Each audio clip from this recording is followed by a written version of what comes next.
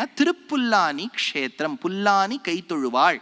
அழகான க்ஷேத்திரம். பெருமாள் ராமராக இருந்த க்ஷேத்திரம். என்ன சரித்திரம்னா, ராமன் பிறப்பதற்கு பூர்வமே தசரத சக்கரவர்த்தி ஒரு க்ஷேத்திரமா போய் பெருமாளையும் தீர்த்தத்தையும் சேவித்து கொண்டு வந்தாராம். எனக்கு ஒரு நல்ல குழந்தை பிறக்கணும்னு. அப்பேற்பட்ட தசரத சக்கரவர்த்தி அயோத்தியாவிலிருந்து புறப்பட்டு இந்த ஊருக்கு வந்து வேள்விகள் நடத்தி எனக்கு ஒரு நல்ல குழந்தை பிறக்கணும்னு நினைச்சாராம்.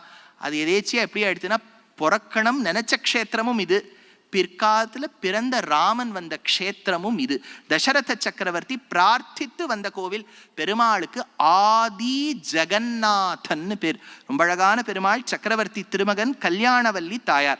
புல்லாரண்ய க்ஷேத்திரம்னு பேர். ஏன்னா இந்த ஊர் முழுக்க தர்பை புல்லு வளர்ப்பாளாம்.